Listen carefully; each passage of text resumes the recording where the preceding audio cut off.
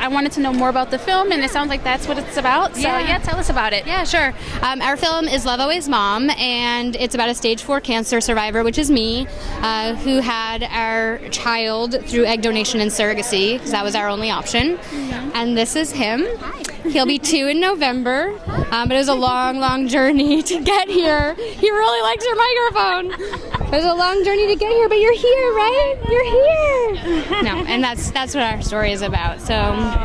Fair enough. Well, for you, like, that's such it can be so hard to, like, share that part of your life and to share going through that struggle. So what was it like, going through the creative process and working on the script? Like, how did you deal with those emotions? Sure.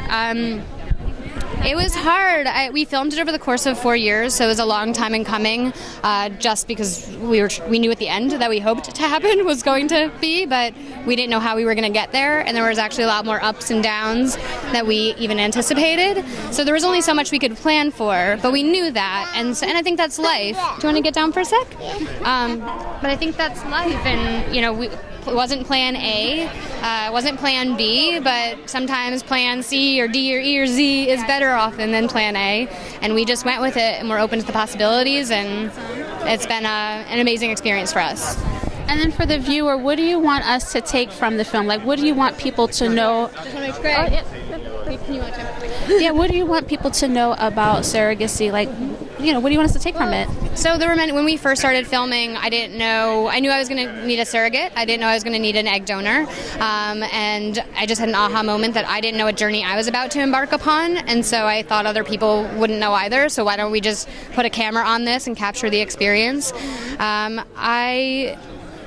First off, I was a stage 4 cancer survivor at the time, so I really wanted to educate people about metastatic breast cancer. So that was why we first picked up the camera.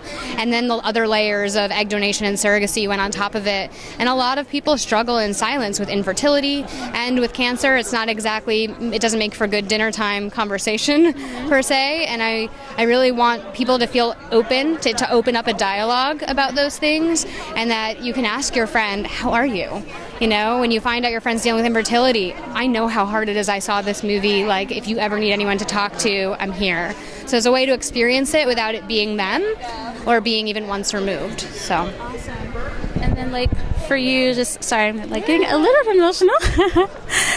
For you, how did you arrive at the decision? We're going to have a surrogate. We're going to, we're going to go through this. Like, how did you arrive at that decision as a couple?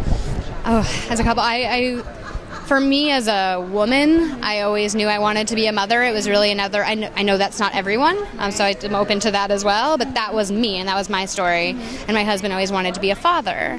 And then when we found out it wasn't going to be as easy for us, it was like, okay, well, what do we do now?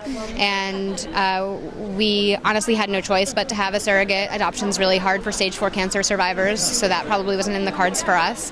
And then it couldn't be my egg, so we needed an egg donor. So we really literally did it the only way we could. But in terms of getting over the first hurdle, which was the stage 4 cancer, it's not in the film, but I was telling people about it at the Q&A. We had a moment where I went into my husband before we signed our surrogacy agreement, and I said, you need to know, and I know you know this, but I need to make sure you know that there is a very good chance that you may be a single father if we do this. And you need to 100% acknowledge that before we can sign these papers and move forward. And I had no idea what he was going to say. He could have said, you know what, that's too, I can't take that on. And he said, sorry, it makes me emotional too to think about it. He said, there's nothing, I think you're going to be fine. But there's nothing I'd rather do than raise a child in your honor if something were to happen. So I'm very lucky to have married the right man. And now we have our beautiful child, thanks to a lot of other people for making that happen. So congratulations. Thank you for sharing your story and just for being so vulnerable.